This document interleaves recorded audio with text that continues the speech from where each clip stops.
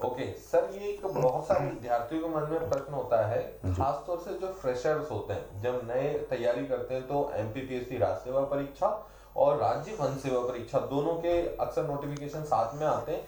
दोनों में एक सामान्य प्रश्न है कि सामान्य डिफरेंस क्या होता है और क्या बेसिक अंतर आप देखते हैं? सर बेसिक सा अंतर सिर्फ इतना है कि प्रारंभिक परीक्षा में जो सीसेट का पेपर होता है उसका नंबर जुड़कर मध्य प्रदेश लोक सेवा आयोग द्वारा आयोजित होने वाली राज्य वन सेवा परीक्षा की जो मेरिट बनती है और प्री का रिजल्ट जारी होता है, तो उसमें क्या है कि सामान्य ज्ञान के जो हमारा नॉर्मल पीएससी में होता है वैसा उसके नंबर एवं सीसेट के नंबर, दोनों के नंबर जोड़कर मेरिट बनती है। मेरिट के उपरांत सर प्रीलिम्स में सेलेक्ट होने के बाद मेंस में जो है, मेंस की सर एक जो पूरे का पूरा संरचना है, मेंस का जो पाठ्यक्रम है उसमें बहुत अंतर हो जाता है। उसमें सबसे बड़ा अंतर ये है कि वो एक तो ऑब्जेक्टिव होता है, दूसरा उसमें नेगेटिव मार्किंग भी है, तीसरा उसके अंदर का जो सिलेबस है उसका कंटेंट है वो उसमें अभी पिछले बार उसमें परिवर्तन हुआ है और उसमें फॉरेस्ट के विभिन्न विषयों को सम्मिलित किया है, साइंस के विभिन्न विषयों को सम्मिलित किया है सर।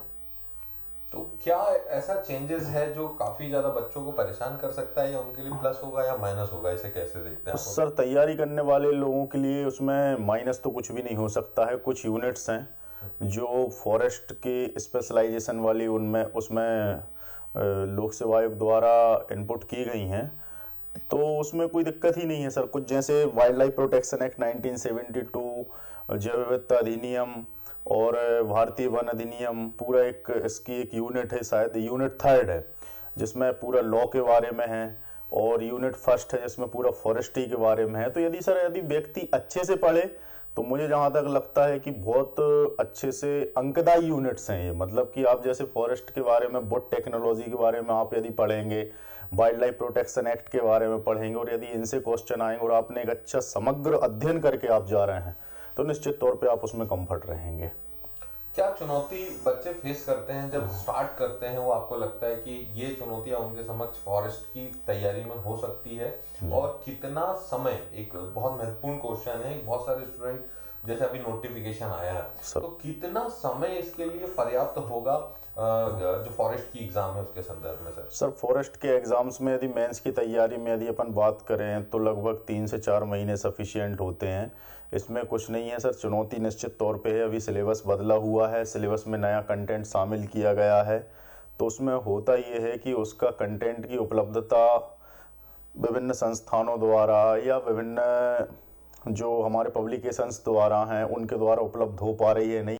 लेकिन सर व्यक्ति यदि स्वयं जो उसके सीनियर्स हैं उनसे या जो उनके टीचर्स हैं उनसे यदि अच्छे प्रॉपर कम्युनिकेट करके रखता है और उनकी बातों को मानता है तो निश्चित तौर पे कंटेंट की उपलब्धता सुनिश्चित हुई है। जैसे आप ही के माध्यम से यदि मैं चर्चा करूं तो आपके पास फॉरेस्ट का बहुत अच्छा कंटेंट है, इसके अतिरिक्त आपके पास जो उसकी लॉ यूनिट है उसका बहुत अच्छा कंटेंट है। बस वैसा ये होता है कि सर हमको आवश्यकता है कि हम किसी एक टीचर पे ट्रस्ट करें, किसी एक टीचर को फॉलो करें। तो निश्चित तौर पे सर 3 महीने जो होते हैं वो मोर देन सफिशियंट है मेंस की तैयारी करने के लिए, फॉरेस्ट मेंस की।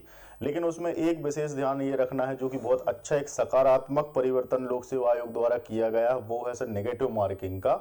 उससे सबसे अच्छा फायदा ये सुनिश्चित होगा कि फायदा उसी व्यक्ति को मिलेगा सर जो पढ़ के गया है। जो व्यक्ति पढ़ के नहीं गया है तो वो भाग्य के आधार पे या तुक्का मार के, जो कभी कभार पहले कुछ लोग सिलेक्ट हो जाते थे, अब ऐसा नहीं होगा सर। सर ने एक बहुत अच्छी बात करी कि नेगेटिव मार्किंग, और ये शायद राज्य सेवा परीक्षा के अंदर भी हो सकती है, और फॉरेस्ट मेंस में तो जो है कर दी गई है, जिसमें कि सीधी सी बात है, अगर आपका कंसेप्ट क्लियर है, डेप्थ अध्ययन आपने किया हुआ है, तो बहुत अच्छे से प्रॉपर मैनर में आप इसका आंसर टिक कर पाएंगे, अन्यथा आप नहीं कर पाएंगे। आइदर यस और नो आपको कंफ्यूजन है तो तुक्के जैसी कंडीशन यहाँ पर नहीं है। तो दूसरी चीज सर मैं ये पूछना चाहूंगा कि इसके लिए बहुत सारे स्टूडेंट एलिजिबल नहीं है फॉरेस्ट के लिए, और कई बार नया विद्यार्थी हमसे अक्सर सरल जो वो क्वेश्चन होता है, नोटिफिकेशन नहीं पढ़ने जाता, वो पूछता है कि सर कौन कौन से स्ट्रीम के लोग जो हैं अभी फॉरेस्ट मेंस में एलिजिबल हैं, या फॉरेस्ट के वन सेवा परीक्षा के लिए जो है एलिजिबिलिटी क्राइटेरिया को फुलफिल करते हैं? जी सर, फॉरेस्ट में वही व्यक्ति फॉर्म भर सकते हैं जिनका बैकग्राउंड साइंस बैकग्राउंड रहा हो, जिनका ग्रेजुएशन विज्ञान विषयों में रहा हो। एग्रीकल्चर के विद्यार्थी भी कर सकते हैं और इंजीनियरिंग के भी कर सकते हैं, बी फार्मा के भी कर लेते हैं। तो सर इसके लिए सिर्फ और सिर्फ एक योग्य एलिजिबिलिटी क्राइटेरिया सिर्फ यही है कि आपका जो ग्रेजुएशन है वो विज्ञान समूह से हुआ।